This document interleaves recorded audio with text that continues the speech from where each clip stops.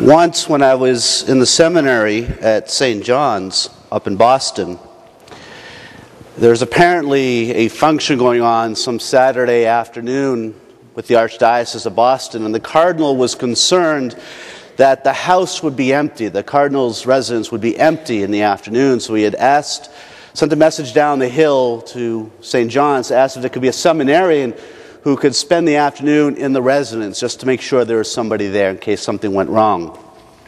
I was the lucky or unlucky individual chosen, which was okay. I had a paper to do that day, so I grabbed my books and my notes and my notebooks, and I trudged up the hill, and the Cardinal and his party took off, and I was in this little kitchenette sitting on this very uncomfortable desk. I figured, if I'm going to be here for 5 hours doing this paper, there's got to be a more comfortable spot in this building somewhere.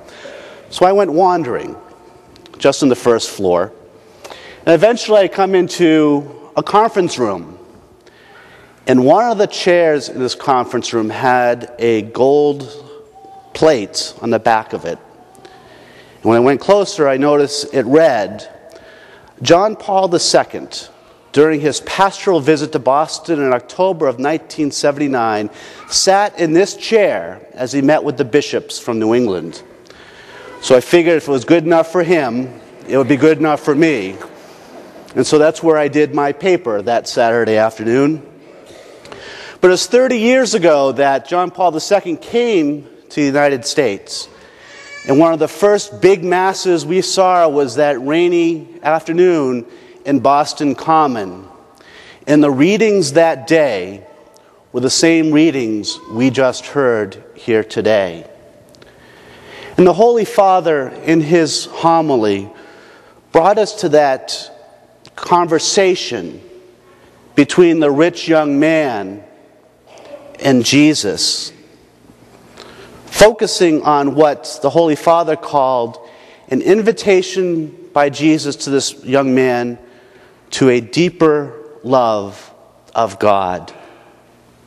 And the Holy Father said, quote, "The message of love that Christ brought is always important, always relevant.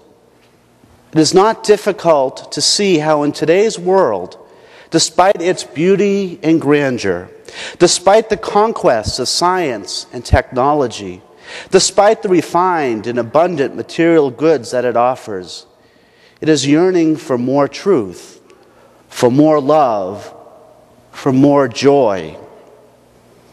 And all of this is found in Christ and in his way of life." Close quote. Almost God reinforcing the point in my own mind as I was reading these words, reflecting upon them. On the radio came a song from Los Lonely Boys, Heaven, with the words, "How far is heaven? And I know that I need to change my ways of living."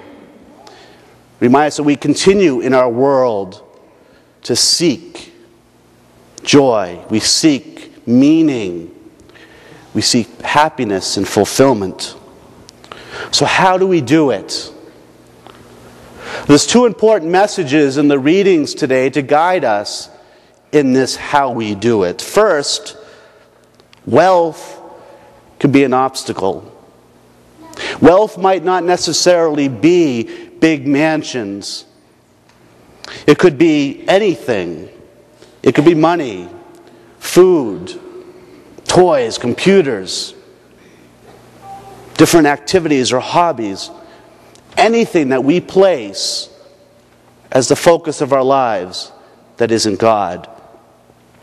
And the second message that Jesus tells us today is the rewards of discipleship far outweigh the sacrifices.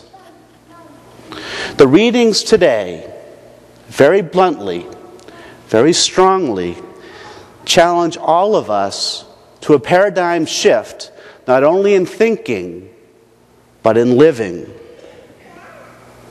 King Solomon will tell us in the book of Wisdom, if you go to the previous 7 verses before what we heard today, he tells us that though he's a king, he's still human. It's the same with everyone else who's a king or powerful. We're all born into the world the same way. and we all leave the world through death. The difference with Solomon is what we hear today. The difference, he chooses to turn to God. And through this prayer, he's able to make a shift in his thinking, a shift in his vision. He realizes that being in the Spirit of God is the true way to power and knowledge. Understanding and truth are the pathways to happiness, not riches and military might. We've heard so much recently about the need for reform. Our need to reform government, our need to reform healthcare, our need to reform financial institutions, our need even to reform our church. Yes, all need to be reformed. But reform is not how do we turn back to the days, the good old days, or how do we get everyone to live as millionaires. Reform, true reform, only happens when we make that paradigm shift. When we recognize that there is another way, a way that God intends us to live, a way that God intends the world to be like. Want to reform the world? Want to reform our church? It begins by reforming our lives, opening ourselves to greater intimacy with the Lord. This is a very frightening challenge and a very difficult one, and one that we can certainly relate to the young man's reaction in the gospel today. But the straightforward truth is the only way for the Christian. When we are able to trust the Lord, to take the plunge and accept His invitation, each of us can become what God has called us to be, His children, and with the mission to change the world.